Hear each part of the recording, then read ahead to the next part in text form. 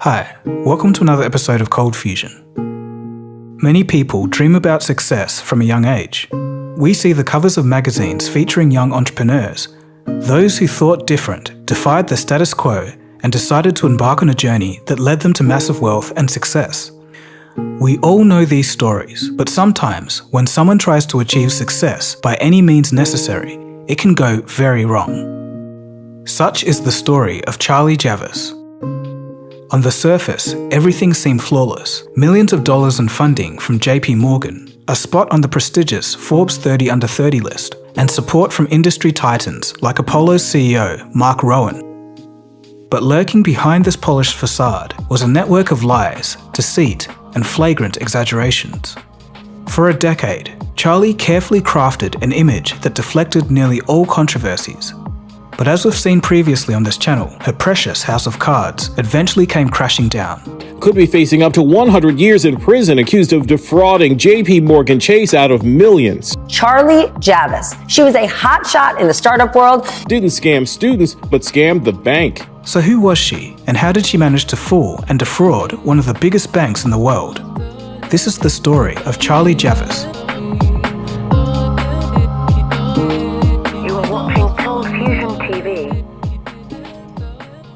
Charlie's entrepreneurial aspirations seems to have taken root in her teenage years. She grew up in an affluent New York family, attending a well-known French-American private school in New York.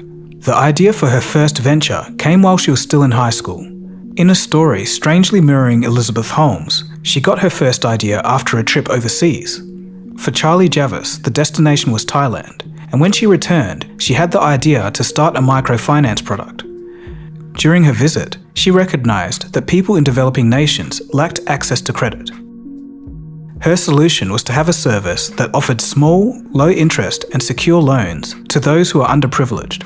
The result was her non-profit called PoverUp. It worked as an online platform that used microfinance for social good to, quote, end poverty with the click of a mouse. It would work by harnessing small student contributions to make loans possible. But as we'll later see, even in this, all was not as it seems.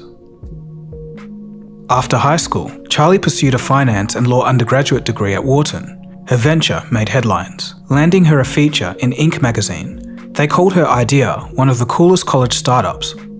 Around the same time, Fast Company listed her as one of 100 of the most creative people.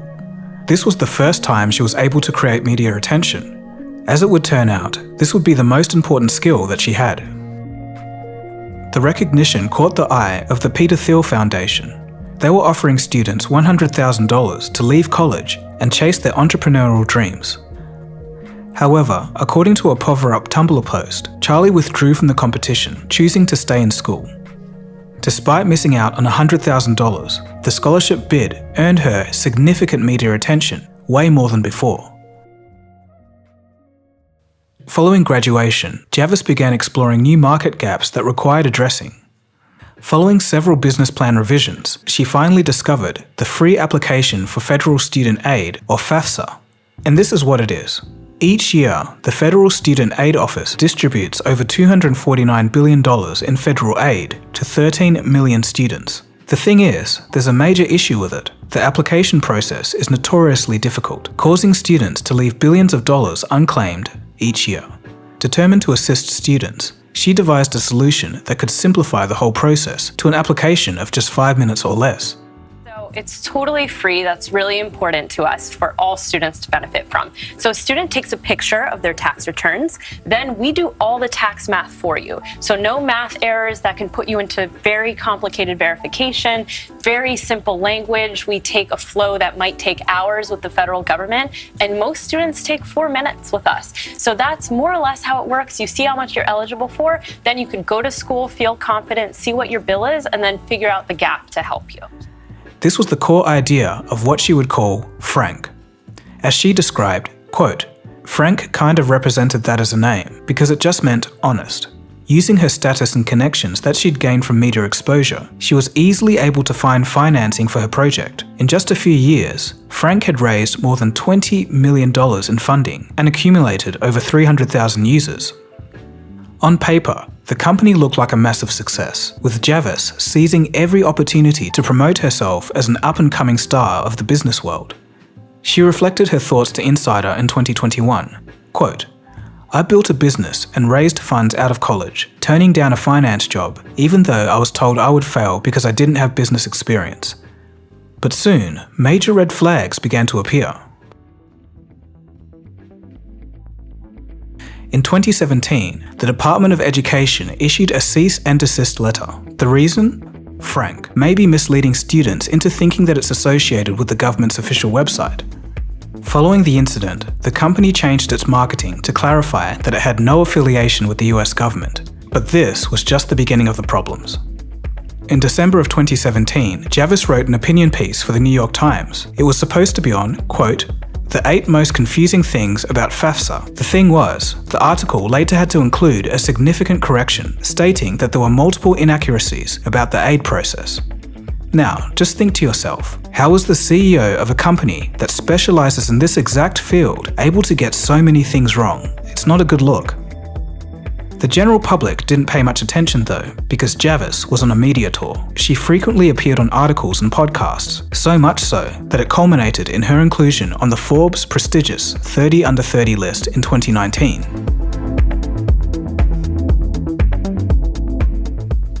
By 2021, Javice had begun exploring the possibility of selling her venture. By the start of summer, the now famous startup founder was able to secure a meeting with JPMorgan. Eager to expand their presence in the rapidly growing niche of student financial products, JPMorgan saw Charlie Javice's company, Frank, as a great way to increase market share and secure talent to help them grow in that sector. During the meetings, Javice held nothing back, and she pitched her company as, quote, "an acquisition machine," amassing over 4.5 million customers in just 4 years. She also claimed that her company knew, quote, "more about their students than any lender, college, or employer." The pitch was a success. After a few meetings, she managed to convince JPMorgan to purchase her company for $175 million. It was an amazing payday for Charlie. Though there was one thing remaining, the bank had to do due diligence. And one of the first items on JPMorgan's due diligence list? To verify those 4.25 million customers that Charlie said she had amassed. At this point, it's important to remember that the bulk of the company's price had to do with the quality of their customer base. The higher the number, the higher the price tag that JPMorgan would be willing to pay. And something peculiar happened. Charlie refused to provide the list. She said privacy concerns. But there was another reason for this. She was hiding something. The fact was, in reality, there weren't 4 million users, but fewer than 300,000.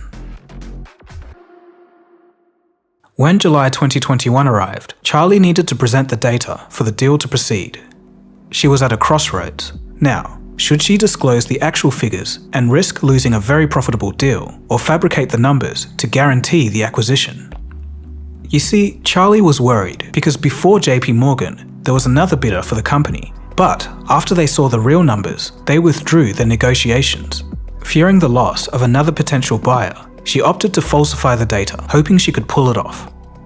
According to legal documents, quote, "Javice chose each time to lie, and time and again, she layered fraud upon fraud to deceive JPMorgan."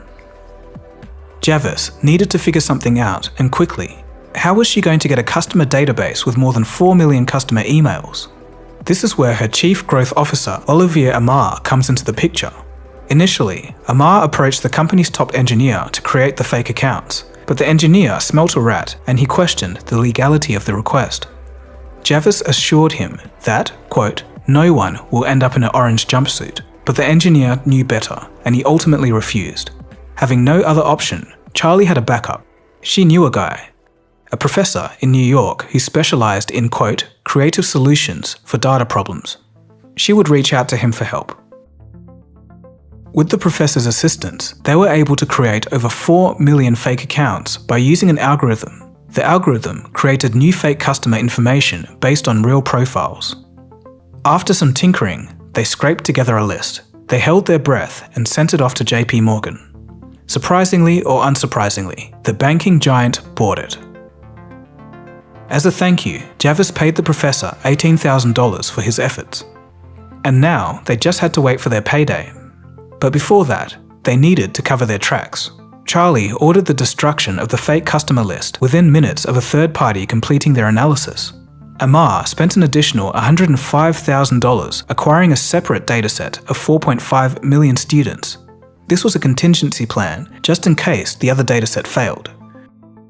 Once the deal closed, Javice received $10 million in compensation and was eligible for an additional $20 million retention bonus as a managing director at JPMorgan. Amar became an executive director and received $5 million as well as a $3 million retention bonus. Around that time, Charlie went onto social media to boast that, quote, "It's not every day that an entrepreneur gets her fairy tale new beginning, not ending." However, this illusion of glory ended almost as quickly as it began. A couple of months later, JPMorgan was busy integrating Charlie's company and team into their operations. They wanted to start utilizing that vast customer base that they acquired. In the process, they dispatched advertisement emails to 400,000 franc customers. And here, it was immediately clear that something was horribly wrong. A mere 20% of emails were even delivered, and an even more minuscule 1% were opened. Investigating deeper, JPMorgan discovered the email exchange with the corrupt university professor, and they were seeing red. Both Amar and Javice would be suspended from their JPMorgan roles, and in December of 2022, JPMorgan filed charges against them. Javice had the gall to retaliate and countersue. She argued that her termination was not just. You know what else isn't just? Faking your entire business. Unfortunately for her, the court found the evidence against her to be compelling, and in April 2023, she was found guilty on 4 separate counts of having, quote, "falsely and dramatically inflated Frank's customer numbers," and, quote, "fraudulently induced JPMorgan to acquire her company."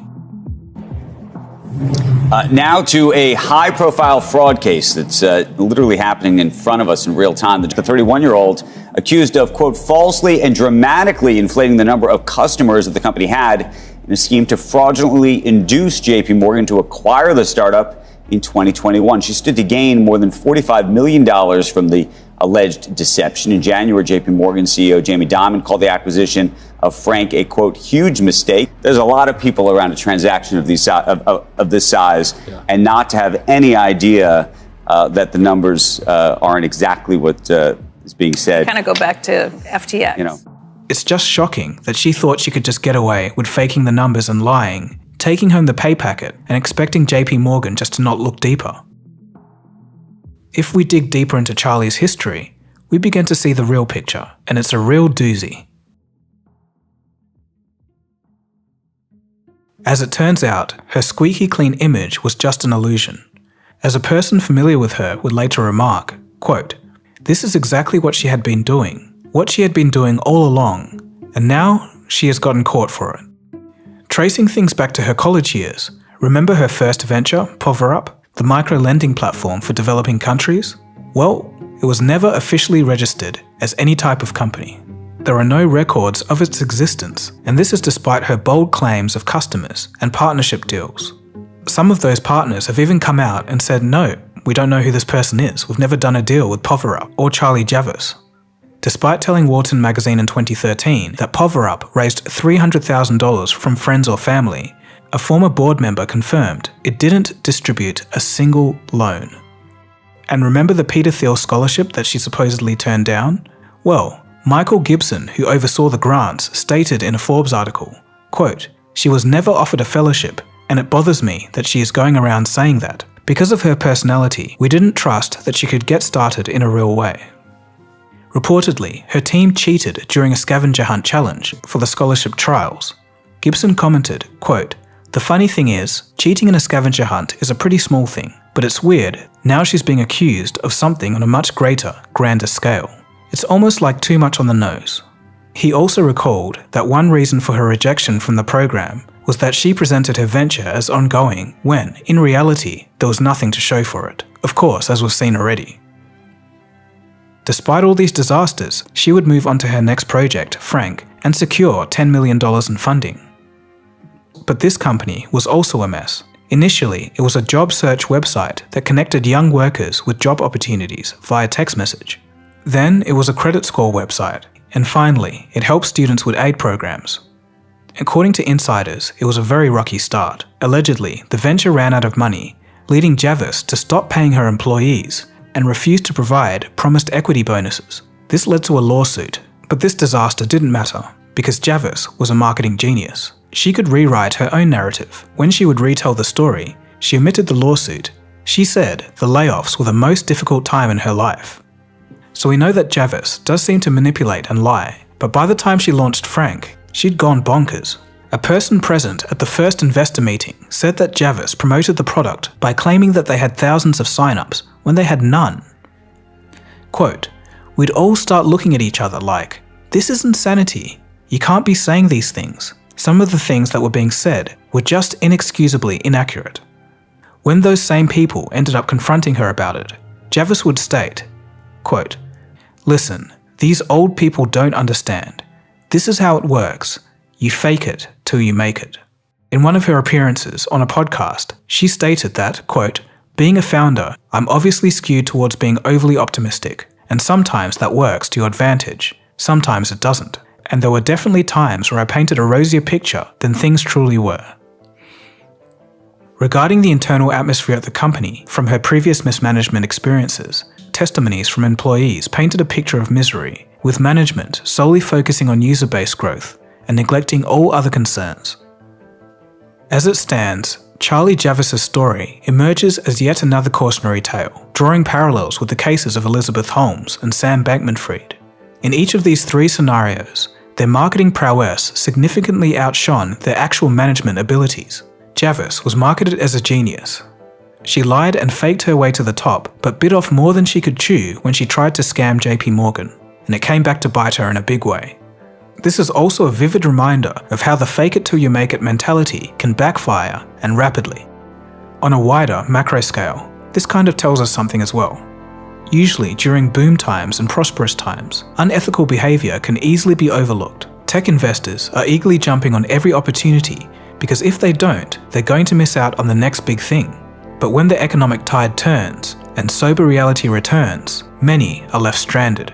And this is precisely the current sentiment. The Forbes 30 Under 30 list has been widely ridiculed for showcasing some of the decade's most notorious fraudsters on its magazine covers. However, the selections themselves may not be the issue.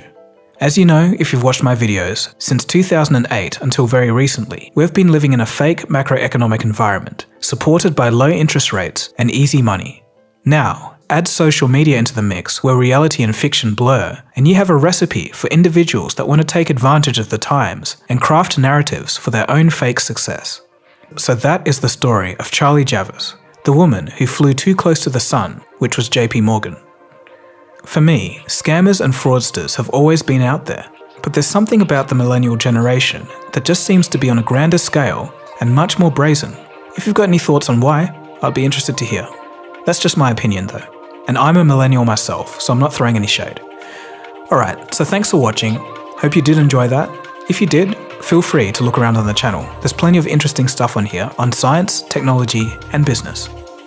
My name is Dagogo, and you've been watching Cold Fusion, and I'll catch you again soon for the next episode. Cheers guys. Have a good one.